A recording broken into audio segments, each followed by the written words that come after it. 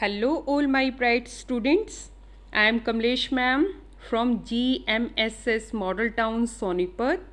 And प्यारे बच्चों, today you all are going to read with me our lesson of first flight book A Baker from Goa. And प्यारे बच्चों, this lesson of ours is written by Lucio Rodriguez. Here you can see the image of our writer. Dear students, ये Indiana university के famous professor रहे हैं. And see here glimpses of India. ये बेटे 7th lesson है हमारा first flight का, जिसके 3 पार्ट्स हैं.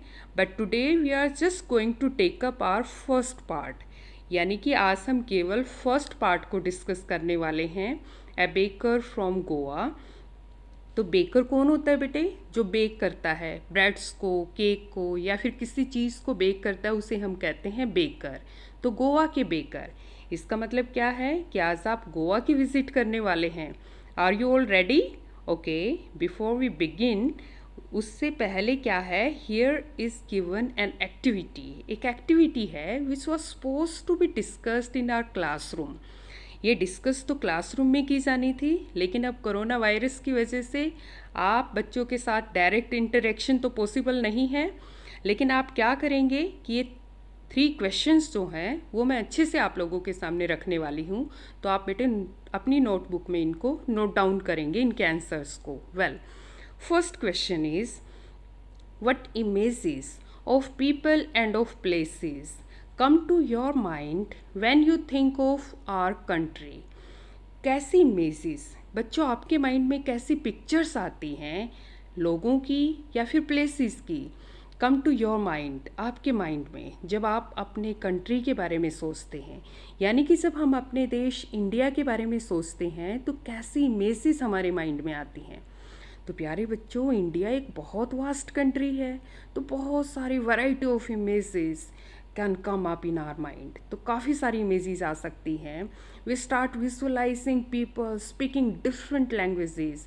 हमारे माइंड में पिक्चर्स आती हैं, कितनी तरह की लैंग्वेजेस बोलते हैं इंडिया में लोग, और वियरिंग डिफरेंट ड्रेसेस, हर तरीके की कितनी बिल्कुल डिफरेंट कलरफुल ड्रेसेस पहनते हैं हम Indians.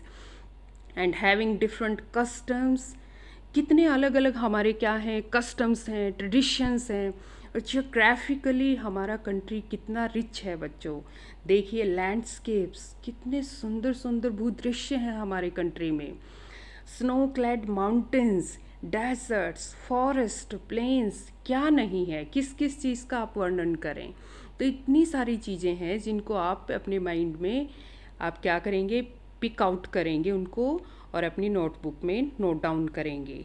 Well, our second question is what parts of India have you lived in. कौन से पार्ट में आप रहे हैं इंडिया के? आप सभी आंसर करेंगे.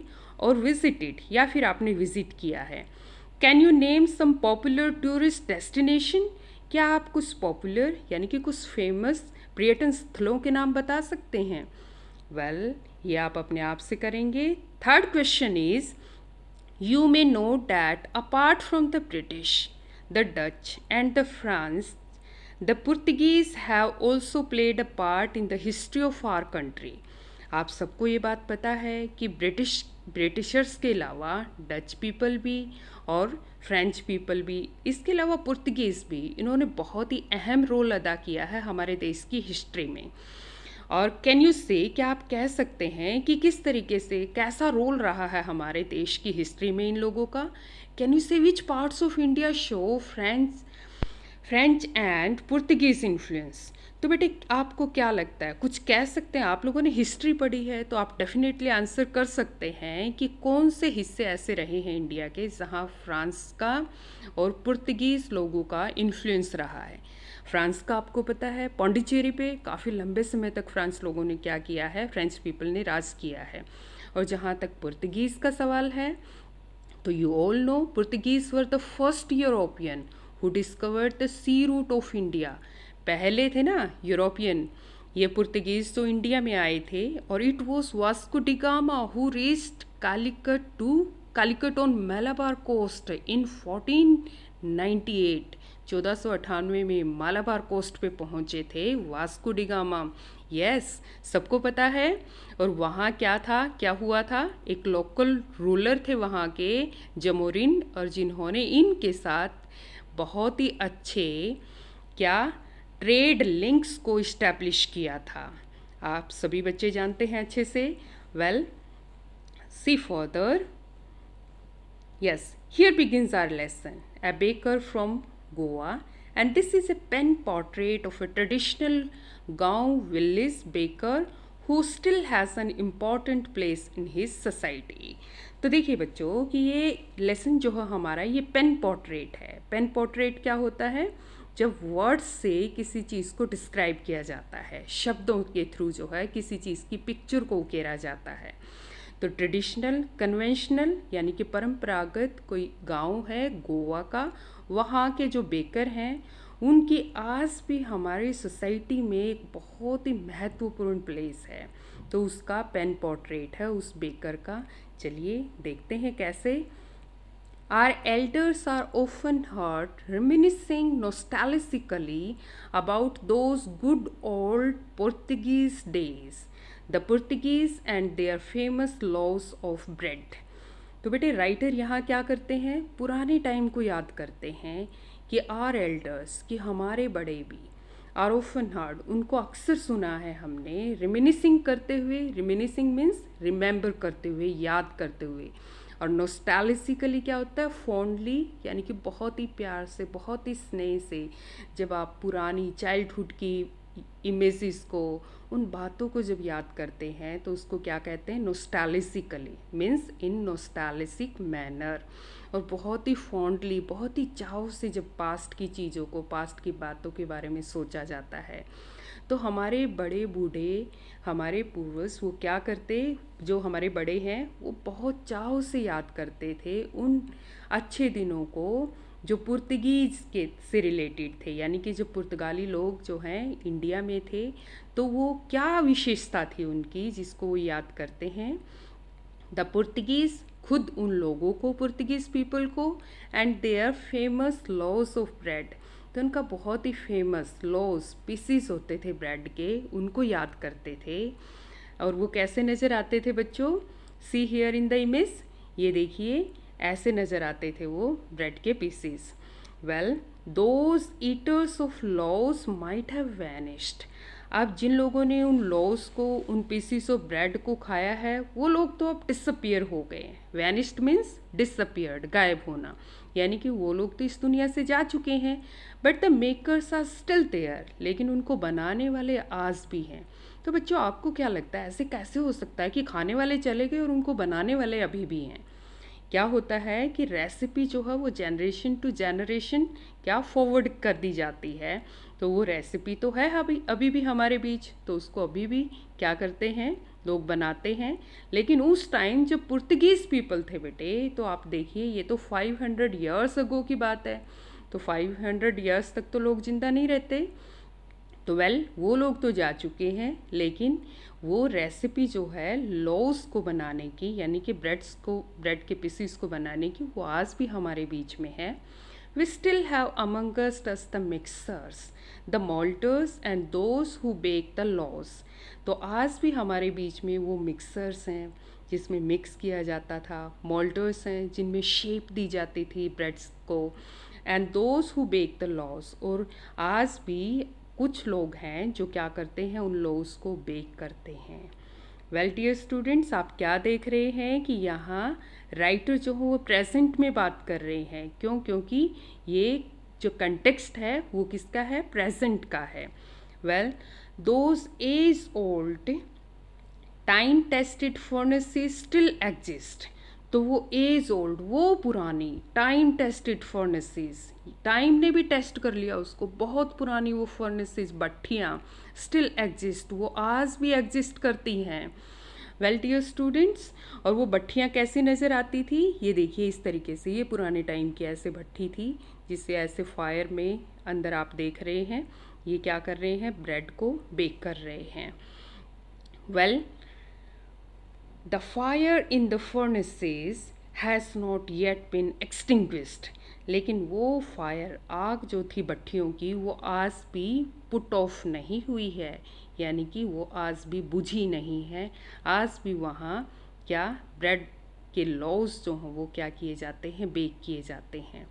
द थर्ड and the jingle of the traditional bakers bamboo, जो थर्ड, जो ठक ठक की जो आवाज़ आती थी ट्रेडिशनल, वो जो प्राचीन काल के बेकर्स के जो बैम्बू होते थे, ये देखिए आप, ये बैम्बू इसको कलर किया हुआ है, तो वो जब आते थे हेराल्डिंग हिज अराइवल, हेराल्डिंग मानो अनाउंस करते हुए, वो ठक ठक की आवाज़ से, इन द मॉर्निंग, सुबह सुबह। तो राइटर यहाँ अपने टाइम में जब ये यंग थे, छोटे थे, बच्चे थे, उस टाइम को याद करते हुए क्या बता रहे हैं हमें कि जब पुराने टाइम में जब बेकर्स जो हों वो आते थे तो वो क्या करते थे, उस ठक ठक की आवाज़ से मानो अनाउंसमेंट करते थे कि नाउ दे हैव अराइव्ड, कि वो पहुंच चुके हैं। Can still be heard in some places, तो वो चीज़ आज भी सुनी जा सकती है कई जगह पर, यानी कि आज भी कुछ बेकर्स जो हैं उसी ट्रेडिशन को फॉलो कर रहे हैं।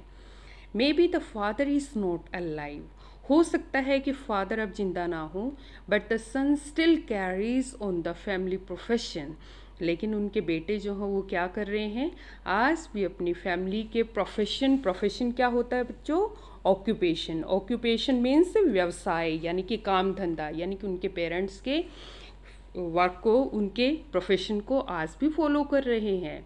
These bakers are even today known as Peddar in Goa, तो इन बेकर्स को आज हम किस नाम से जानते हैं, पेडर। पेडर कौन होता है, बेकर, बेकर के यानी कि पेडर के नाम से जानते हैं गोवा में, जिसको बेकर कहते हैं। वेल डियर स्टूडेंट्स, चलो अब आप लोगों को टेस्ट कर लेते हैं कि आप ध्यान से सुन रहे थे या नहीं। Here are 2 questions for you and the first one is, what do the elders remember nostalgically, elders क्या याद करते हैं नॉस्टैल्जिकली, चाव से।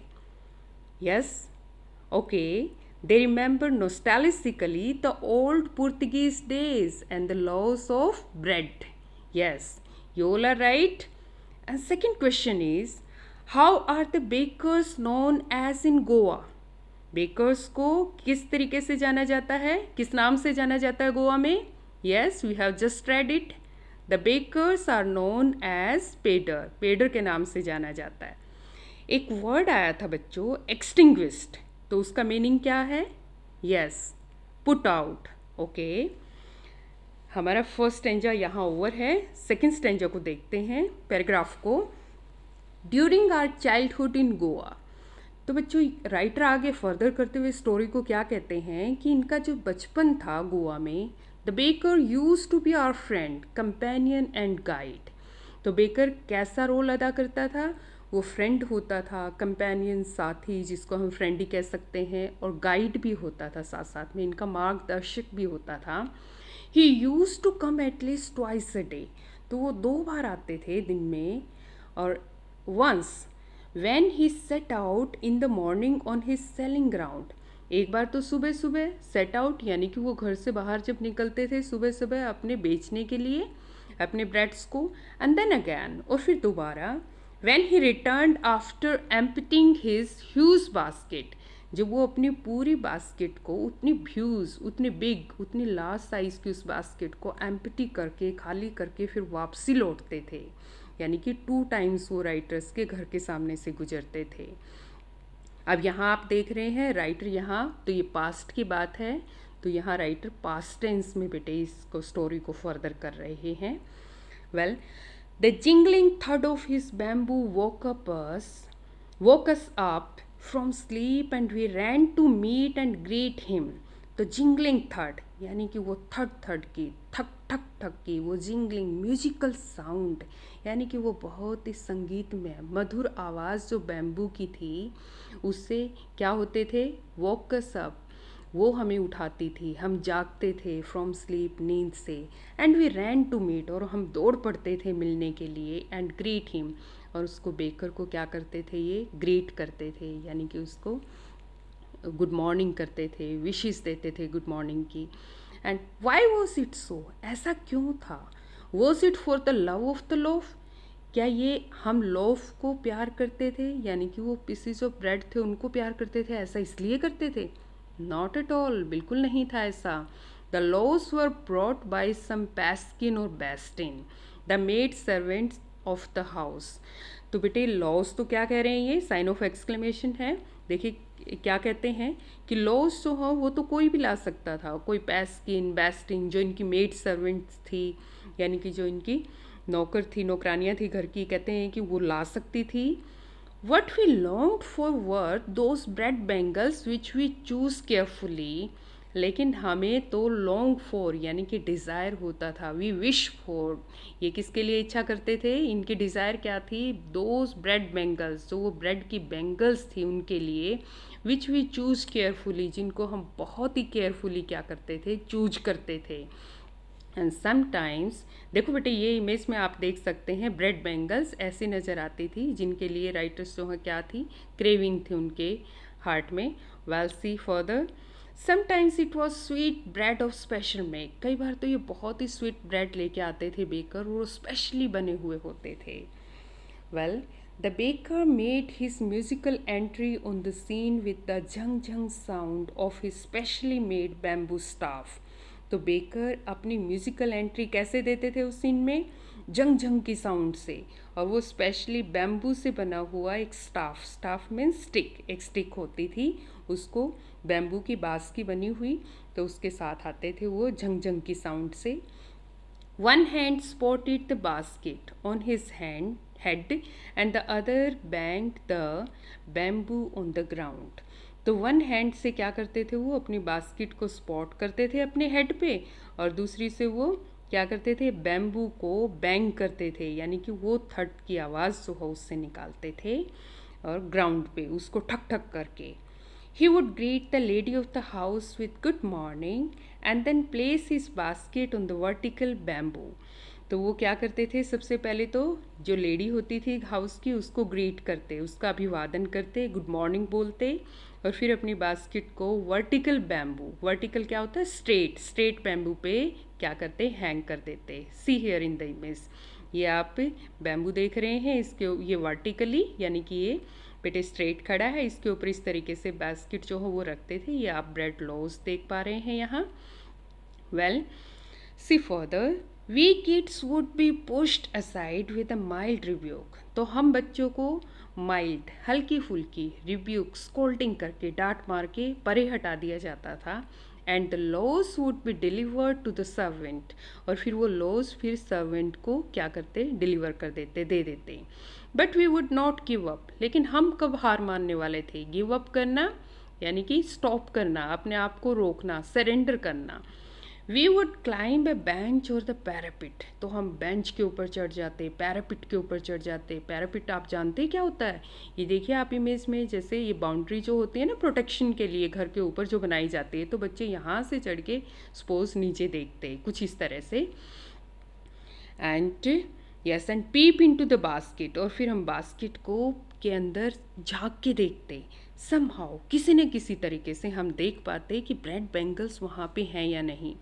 आई कैन स्टिल रिकॉल, तो राइटर क्या कह रहे हैं कि आई कैन स्टिल रिकॉल, आज भी मुझे याद है, the typical fragrance of those loaves, वो एक टिपिकल, एक खास ही तरह की फ्रेगरेंस, एक बहुत ही प्लेजेंट स्मेल होती थी उन लॉज की। And loaves of for the elders, elders के लिए, घर के बड़ों के लिए अलग से लॉज होते थे। And the bangles for the children, और बच्चों के लिए वो बैंगल्स होती थी, जैसे कि आपने इमेज में अभी देखा था। Then we did not even care to brush our teeth or wash our mouths properly, और फिर तो हम बिल्कुल केयर नहीं करते थे अपने टीथ को ब्रश करने की, यानी कि बिल्कुल ब्रश नहीं करते थे, ना अपने माउथ्स को वॉश करते थे अच्छे ढंग से। एंड वाई शुड वी, और हम क्यों वॉश करते, why would take the trouble of plucking the mango leaf for the toothbrush. तो बेटे उस टाइम में मैंगो लीफ से क्या की जाती थी, ब्रश की जाती थी। तो कहता है कि कौन इतनी जहमत उठाता कि मैंगो लीफ को प्लक करके लाता, तोड़ के लाता, और फिर आके इतनी ट्रबल उठा के टूथब्रश जो है वो की जाती। Well, and why was it necessary at all, और उसकी ज़रूरत भी क्यों थी। तो यहाँ क्या है, ह्यूमर है बेटे, सेंस ऑफ ह्यूमर को यहाँ पे राइटर ने डाला है। The tiger never brushed his teeth, क्या आपने सुना है कभी टाइगर ने अपने टीथ को ब्रश किया हो। Hoti could wash and clean up everything so nicely after all. Sign of exclamation. बहुत ही इंटेंसली जब आप एक्सप्रेशन देते हैं तो साइन ऑफ एक्सक्लेमेशन होता है। तो क्या कहते हैं कि हॉट टी, गर्म चाय किसी भी चीज़ को अच्छे से वॉश कर सकती थी आफ्टर ऑल, निसंदेह। Well, marriage gifts are meaningless without the sweet bread known as the bol. तो क्या कहते हैं कि मैरिज में जो गिफ्ट्स दिए जाते थे, उपहार दिए जाते थे, वो मीनिंगलेस माने जाते थे यदि उनमें स्वीट ब्रेड, जिसको बॉल कॉल किया जाता है, यदि वो ना हो तो। यानी कि स्वीट ब्रेड को क्या किया कॉल करते हैं बेटे? बॉल। Just as the party or the feast loses its charms without bread. जी ऐसे ही कोई पार्टी, फिस्ट क्या होता है? कोई ग्रैंड सेलिब्रेशन है, बहुत बड़ी पार्टी जब रखी जाती है तो उसे हम फिस्ट, यानी कि बहुत सारे लोगों को एक साथ भोज पे आमंत्रित किया जाता है।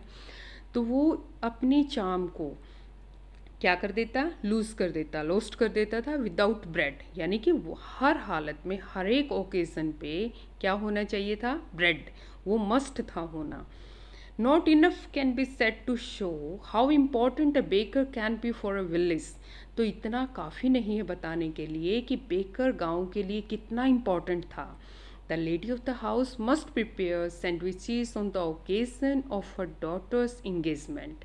जो घर की लेडी होती थी तो वो प्रिपेयर करती थी यदि डॉटर्स की जब इंगेजमेंट होती थी, रिंग सेरेमनी जो होती थी, उन ओकेजन्स पे सैंडविचेस, तो सैंडविचेस भी ब्रेड से ही बने हुए होते हैं। वेल बेटे, केक्स एंड बॉलिन हैज़ are a must for Christmas as well as other festivals. Cakes थे या फिर बॉलिन हैज़ कैसे नज़र आते हैं? See here in the image. तो ये कोकोनट कुकीज़ होती हैं बेटे, तो ये मस्ट होते थे क्रिसमस पर as well as other festivals. दूसरे फेस्टिवल्स होते थे तो वहाँ भी। Thus the presence of the baker's furnace in the village is absolutely essential। तो इस तरीके से बेकर की जो फर्नेस थी गांव में, उसकी जो भट्ठी थी, वो बहुत ज़्यादा इसेंशियल, बहुत ज़्यादा इम्पॉर्टेंट थी और बहुत ज़रूरी थी, उसकी नेसेसिटी थी, यानी कि वो ज़रूर होनी चाहिए, नहीं तो उनके ओकेजन्स जो हैं वो क्या हो जाते? अधूरे रह जाते।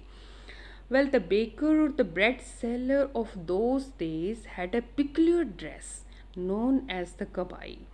तो जो बेकर थे और ब्रेड सेलर थे उस टाइम के, तो उनकी एक बहुत ही पिकुलर, बहुत ही अजीब व गरीब तरह की एक ड्रेस होती थी जिसका क्या कॉल किया जाता था? कबाई। And it was a single piece long frock reaching down to the knees. तो ये एक सिंगल पीस से बनी हुई एक लंबी सी फ्रॉक होती थी जो कि नीचे घुटनों तक पहुंचती थी, कुछ इस तरीके से जैसे आपने इमेज में पहले भी देखा था। ये देखिए बेटे, नीज तक जा रही है ये ड्रेस।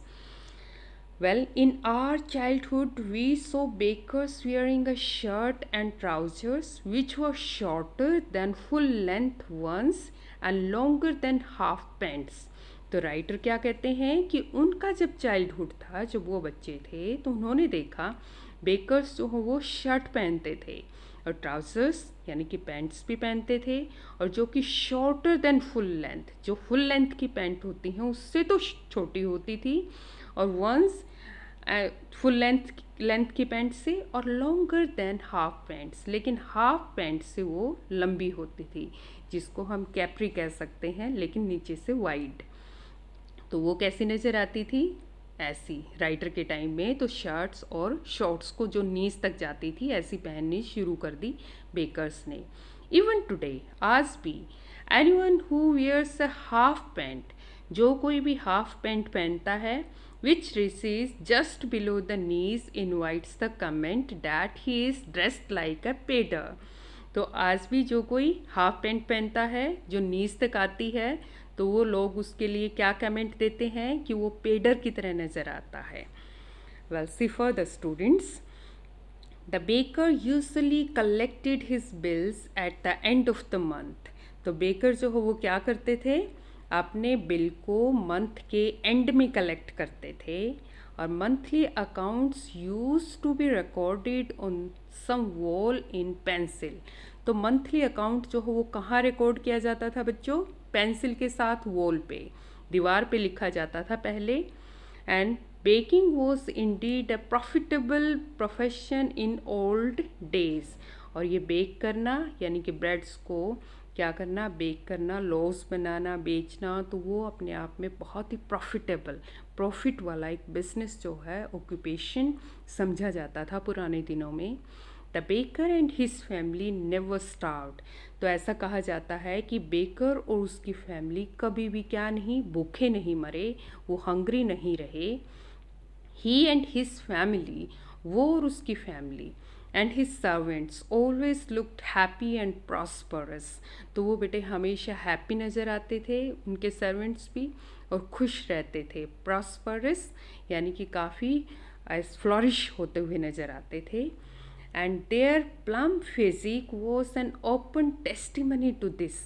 और उनकी जो प्लम्प मोटी सी यानी कि फैट जो था, वो फिजिक यानी कि उनकी जो बॉडी थी, वो एक ओपन टेस्टिमनी, ऐसा लगता था कि कोई भी उसकी टेस्टिमनी, ये कथन, ये गवाही दे सकता था इस बात की कि वो इतने मोटे ताज़े होकर, तो ये तो कोई कह नहीं सकता कि वो क्या होंगे, हंग्री, भूखे मरते होंगे, या वो अच्छे से सर्वाइव ना कर पाते होंगे। Even today any person with a jackfruit like physical, कि कोई भी पर्सन जिसका फिजिक जैक फ्रूट की तरह से होता है। तो जैक फ्रूट कैसा होता है बच्चों, see here in the image. तो जैक फ्रूट हम कटहल के फ्रूट को, वेजिटेबल को कहते हैं। तो इस तरीके से वो जो फिजिकल यानी कि ऐसे मोटा, तो वो ऐसी appearance is easily compare to a baker. तो इस अपीयरेंस को किसके साथ कंपेयर किया जा सकता था, बेकर के साथ कंपेयर किया जा सकता था। Well students, here ends your lesson. I hope you all understood it. यहाँ पे आपके कुछ oral comprehension check हैं, कुछ questions हैं जो आप लोगों को definitely अब ये लेसन समझने के बाद easy हो जाएंगे। तो आप इनको अपनी नोटबुक में नोट डाउन कर सकते हैं। लेकिन लेसन को छोटे छोटे क्वेश्चन से जो है एक बार फिर से हम रिवाइज कर लेते हैं, देखते हैं आप कितना रिकॉल कर पाते हैं। ओके, हमारा फर्स्ट क्वेश्चन जो है, फिर से मैं रिपीट कर रही हूँ, what do the elders remember nostalgically. तो एल्डर्स किस चीज़ को नॉस्टैल्जिकली रिमेंबर करते थे? Yes, they remember fondly the old days, old Portuguese days and the loaves of bread. You are right. Second question of ours is, whom do the residents of Goa still have among them? आपको क्या लगता है कि कौन है residents, अभी भी निवासी हैं जो गोवा के वहाँ पे हैं, क्या चीज़ें हैं अभी भी आप पाते हैं गोवा में? Yes, recall, they still have the mixers and the moulders and furnaces and bakers of bread. Yes बच्चों, आज भी वो मिक्सर्स, वो मोल्टर्स और वो बेक करने वाले ब्रेड को आज भी वो लोग वहाँ पे हैं।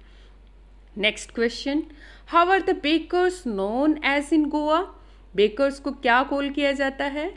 The bakers are known as पेडर इन गोवा। तो बेकर्स को पेडर कॉल किया जाता है।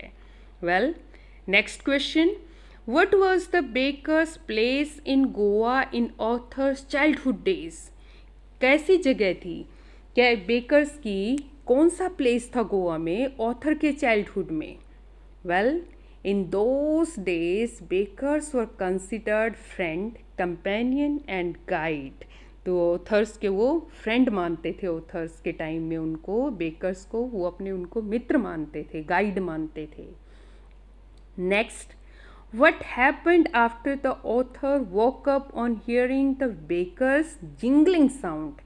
क्या होता था जब ऑथर वॉकअप हो जाते थे, वो जब जागते थे, वो बेकर की जिंगलिंग साउंड को सुन के, तो वो क्या करते थे immediately? Yes, they ran to meet the baker and greet him. वो भागते थे उसको ग्रीट करने के लिए, उससे मिलने के लिए। और क्यों भागते थे? क्योंकि उनको ब्रेड रिंग्स चाहिए थे। And who boat the loss? अब उनके लिए लॉस खरीद के कौन लाता था? Yes, recalls those two servants name. क्या नेम थे उनके जो मेड सर्वेंट्स थी? The maid servants of the house boat the loss, bread of loss. तो मेड सर्वेंट्स लेके आती थी किसको? ये लॉस जो थे ब्रेड के, उनको। और वो कौन थी बेटे, क्या नाम थे उनके? पैस्किन और बेस्टिन। Okay, what did the narrator long for? Narrator किस चीज़ के लिए क्या करते थे, विश करते थे, क्या चीज़ चाहिए थी उनको? The author and other children they wished for bread bangles. तो ब्रेड बैंगल्स के लिए क्या करते थे, डिज़ायर रखते थे, उसको पाना चाहते थे। तो आपको पता है कि ब्रेड बैंगल्स कैसी नज़र आती थी? I showed you in the image. Well, next question is how did the baker make his musical entry? अब बेकर जो हो अपनी म्यूजिकल एंट्री कैसे देते थे?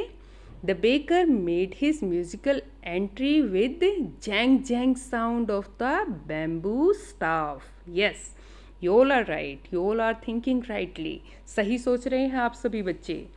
ओके, नेक्स्ट क्वेश्चन है what can the author still recall? अभी भी ऑथर किस चीज़ को याद कर रहे थे? Well, think about. The author can still recall the typical fragrance of the loaves. उसी प्लेजेंट स्मेल को जो लॉज की थी उसको आज भी याद कर रहे थे author.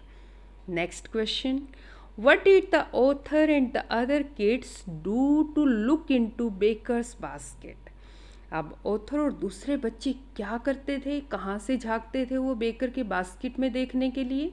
Yes yes yes, either they would climb a bench or the parapet to look into the baker's basket. Yes, या तो वो बेंच पे खड़े हो जाते या फिर वो ऊपर छत पे जाके पैरापिट से झांकते थे।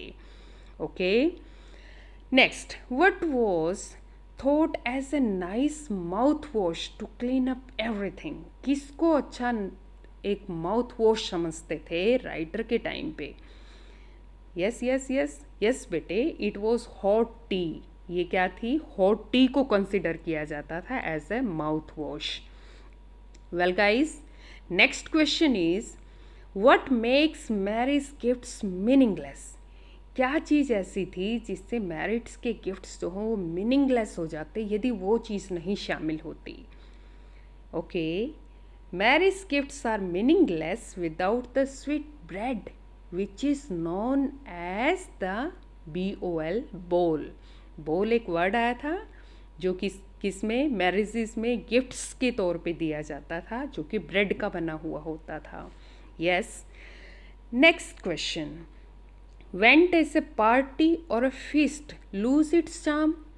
कब पार्टी में मज़ा नहीं होता था या फिर एक फेस्ट, एक ग्रैंड पार्टी जब होती थी तो वो अपनी चार्म कब खो देती थी? Yes, a party or a feast loses its charm without bread। तो ब्रेड के बिना वो अपनी चार्म को क्या कर देती थी? लूज़ कर देती थी। वेल, आप सभी बच्चों को अब पूरा लेसन फिर से रिवाइज हो रहा है।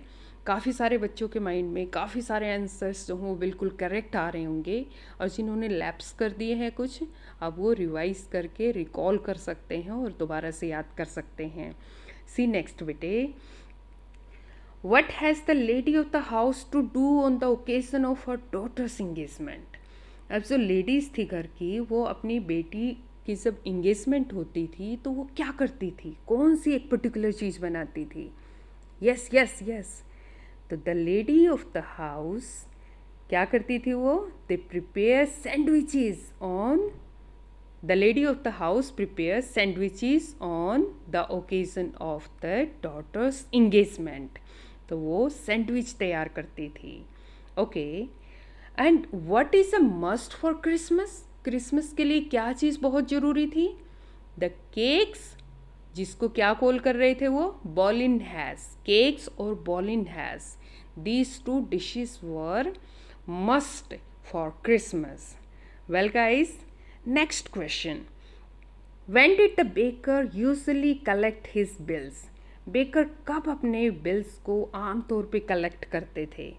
The baker, yes yes, usually collected his bills at the end of the month. Month के आखिर में कलेक्ट करते थे। Next question, how were the monthly accounts recorded? तो जो वो बेकर थे बच्चों, वो कैसे अपने मंथली अकाउंट्स को रिकॉर्ड करते थे? The monthly accounts were recorded, yes, on some wall in pencil. तो वो वॉल पे पेंसिल से लिख के रिकॉर्ड करते थे अपने अकाउंट को। Yes guys, next question, how can you say that the baker and his family never starved? आप कैसे कह सकते हो कि बेकर और उसकी फैमिली कभी भी भूख से नहीं मर सकते? वेल आपने देखा कि जैक फ्रूट लाइक बॉडी होती है उनकी, तो वो कैसे भूख से मर सकते हैं? The baker and his family had a plump physique, क्योंकि उनका फिजिक जो है वो काफ़ी फैट था, मोटा था, उनकी बॉडी जो है काफ़ी हेल्दी वो नज़र आते थे।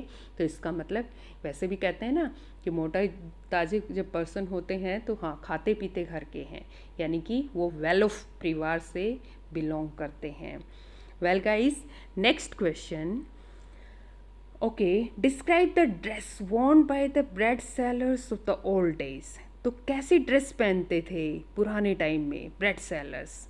तो they wore a dress that is known as the कबाई। वो कबाई जो है जिसको कॉल किया जाता है, तो वो ऐसी ड्रेस पहनते थे।